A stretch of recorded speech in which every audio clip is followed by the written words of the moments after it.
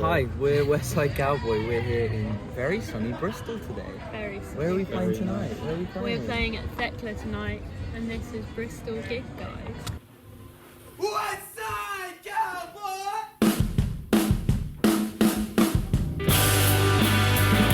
November saw the release of your debut single, I've Never Met Anyone I Thought I Could Really Love Until I Met You. What inspired the writing of this track and kind of what was your creative process behind it?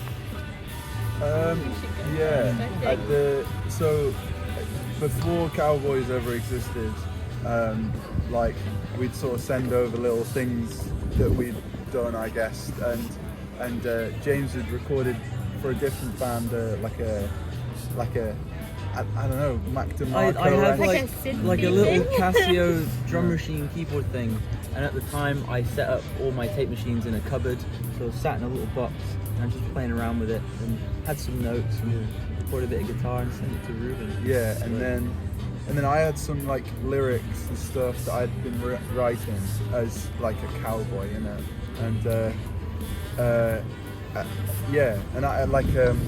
I did a Stephen Merritt impression over the top of it, singing the words, but really not the melody or anything. Like listening back, it sounds nothing like the track. And then I guess like we were like, oh, this is kind of cool. And then we took it into Paddy's bedroom, where in Murder House, which is what we called our house that we lived in, our origin spot. And we would, because we lived next to a dentist and like just abandoned buildings, so we could play it like full volume. And so we just sort of started getting loud then. Yeah, it started getting loud then. We would full drum kit, big amps. Yeah.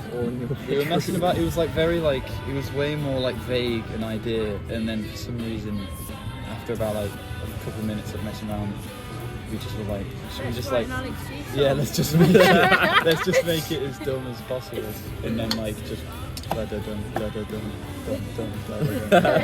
And the rest is history. Yeah, we wanted to put the big guitars in. Yeah, it kind of feels like it's not. We were talking about it the other day. It's not our first song, but to me, it kind of feels like it, because it was like the one that fully like embodied like our values. As a four, and kind of that creative process is kind of carried over to all the other stuff that we've written since and stuff. Yeah. We've played it a lot though now, so it's I still like it. Yeah. Well, I think talking of embodying it, I briefly spoke to you about it. You described your sound as Britanicana. Can you briefly explain, just for the people, what is Britanicana? Well, it was a shower, a toilet floor. It was a toilet floor, because we were like, what is our thing? And we just, I don't know, I think a lot of people can probably relate to being, or like English people or British people can relate to being like kids growing up in small towns or whatever, and just being like fed American media, like music, films, TV, whatever, and then loving it, but never truly being able to like relate to it or like replicate it. So I guess we're all the same. So I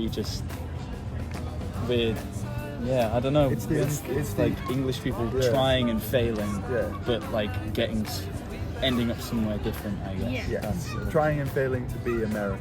Yeah. But vegan sausage rolls. Vegan sausage rolls. Vegan sausage roll, double denim. Double denim. Yeah. There you go.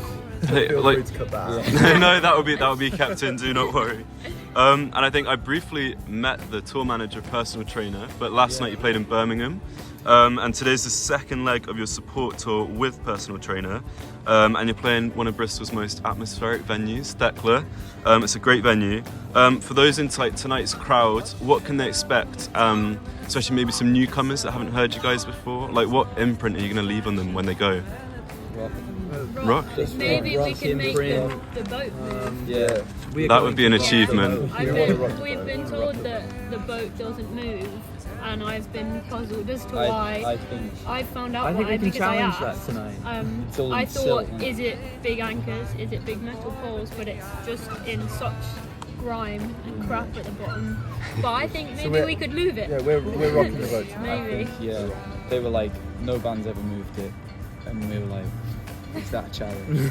Hold on. I think it is a challenge. You can be the first to do it if you go down in Bristol folklore. At 7:30 on a Monday night, you're gonna really take it to The ultimate goal. Yes. Yes. I think moving on to, because you guys are an upcoming band, it's very, very new by the sounds of it. The Bristol Gig Guide focuses on the importance of like grassroots venues, the importance of keeping our smaller venues open, and some of our bigger ones. We're about to lose Motion, which is a big venue in Bristol. So I just kind of wanted to ask your thoughts on where is the British music scene at the minute in your minds, and is it currently supportive enough for smaller artists and emerging artists? no. No? No, but I do think that we have been, like, we maybe are a little biased in the way that I think we've been very lucky that people have sort of somewhat grasped on to the music in some way. I think for the majority of bands it's harder than even we've had it. Yeah. And we know, 'cause we've been in other bands, that it's felt like smacking your head against the wall. But yeah, no, I don't. I think it could always be more supportive to newcomers, as you know. That's where all the sort of like all the good stuff actually comes from. I think yeah. I think, yeah, it's our government does nothing really to help, and yeah, which is a massive reason to why so many venues are shutting down and stuff. But I feel like there is like a new community, or like a generation of like independent musicians who kind of are doing it anyway, like using whatever means they have, whether that's like the internet or just sort of forming communities, I guess, that are more supportive.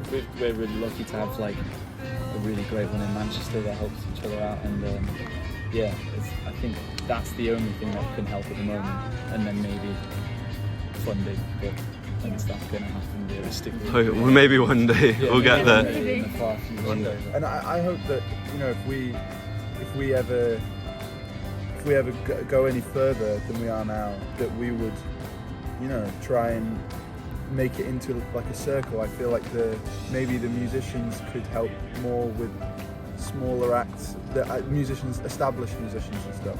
I feel like I mean, even as far as like Lime Garden put a gig on in Brighton, and them inviting us to go down there and play it.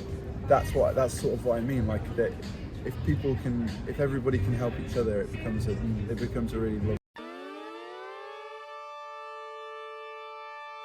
Sorry, we had a brief food stop. However, we are back and everyone is well fitted with their foods. So I was going to ask, what is the impact of streaming platforms and social media on the accessibility and discovery of British music? Yeah, I think that it's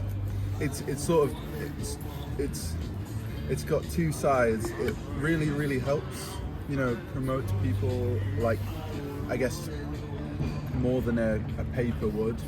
I don't know, but yeah, and it means that you can be more sort of like personal with people who might enjoy your music. It sort of takes away some of the Like an accessibility Yeah. thing as well. Yeah. Like, it's really nice that most people are able to just yeah. choose someone to engage with or listen to, and they can access that moderately easily. But I do think that like it favours specific types of music and it doesn't maybe reward creativity Or authenticity. Yeah. Authenticity. Yeah, I think that that's not to like denounce the success of people who have used it, you know, well. I think that there is a way of definitely using like social media really great, and you know, people do, and it's awesome. I think as well, from like a creative standpoint, like, because it doesn't really like, it shows that it doesn't really reward longevity. Like, everything is here and now. That although things are easily accessible, and that's really good, like, nobody sort of has to like go and like search for things, or you don't have to like, you don't have to make an effort to like digest something and have an opinion on it, and like, I don't know. Yeah. I think maybe that is not. But I do think so helpful. in the future there will be a like or maybe I think it's somehow starting now. There will be a sort of backlash against that way of working.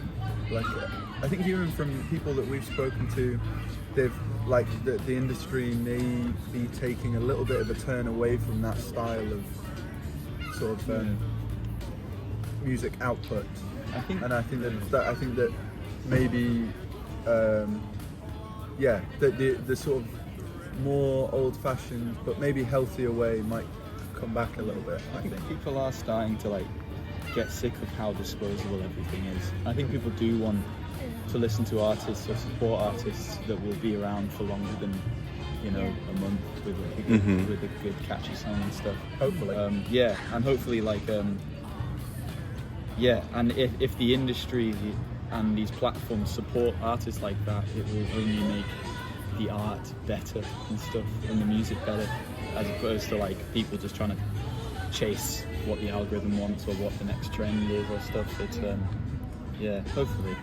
Fingers crossed. I mean, I've only got one last question for you guys, and then I'll leave you to enjoy your amazing meals. But Paddy, briefly, you mentioned that you guys have only had one song released so far. This may be slightly selfish from me, but I'm just dying to know, as I'm sure there are plenty other people out there. You released your debut single officially in November, and as of this morning, it's about 150 shy of 100k streams. Firstly, how do you feel about that? But then I think also for the fans, can they expect more music to come in the coming year? Maybe. No spoilers. A little something under the hat, I think. Yeah.